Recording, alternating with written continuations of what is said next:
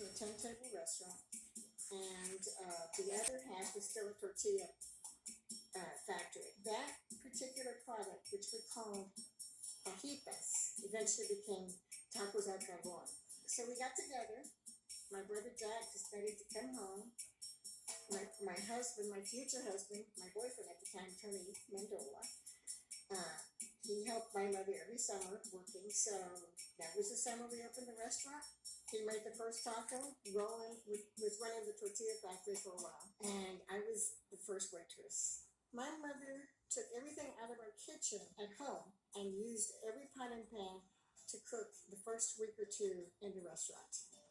We had 10 tables in the beginning. It was busy, but it was a different clientele. It was just a neighborhood folks. Eventually, people from downtown and the DA's office and friends and friends of friends started coming, and we got really busy. By 74, we eliminated the tortilla factory. By 75, we expanded into the third room, and we were definitely had lines at the door. And that was a very exciting and heady time because we were the talk of the town. It was really a melting pot of America that walked in our door. Everywhere you went, I mean, she'd go shopping and people would call her Mama Ninfa. We all called her Mama. We referred to her as Mama. Customers started referring to her as Mama. All the employees referred to her as Mama. So it just kind of stuck. My mother's cooking was rich with flavors. And it was not just the Mexican influence, but the Italian influence. I mean, she cooked with olive oil. She cooked with garlic. Also, my mother had this tremendous memory of food she had tasted as a child going through Mexico. My mother was introducing food that she had in her little memory and shared with all of us at that moment. I mean, no restaurant served pico de gallo before Ninfa'S.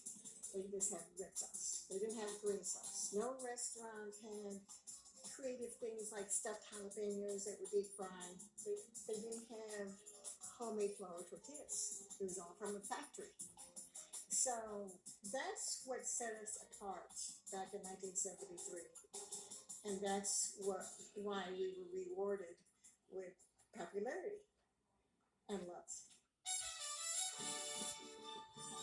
My mother instilled so many values. The greatest value was the value of love.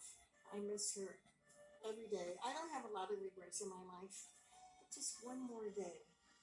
Just one more lunch with her. It was a huge loss. It's a loss we feel intensely 19 years later. The restaurant on Navigation, including the building, will always have a very special place in my heart.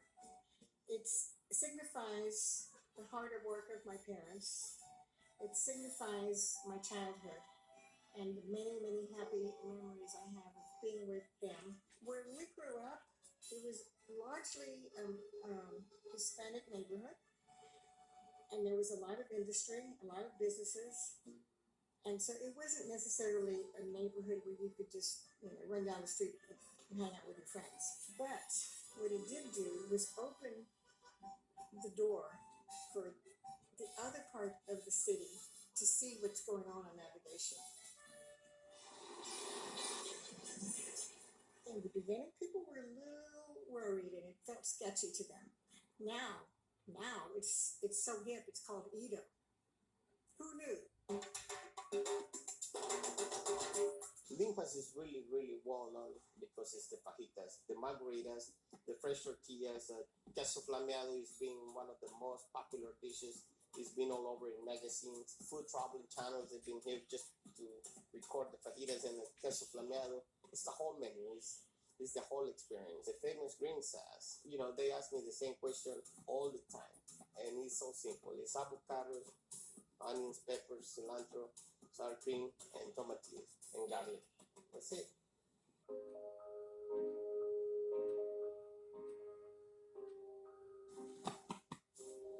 It's in my heart. Her spirit lives on. Not in that building, in that food, in our building, in our foods, in our family's restaurants. Her spirit lives on. It's very gratifying.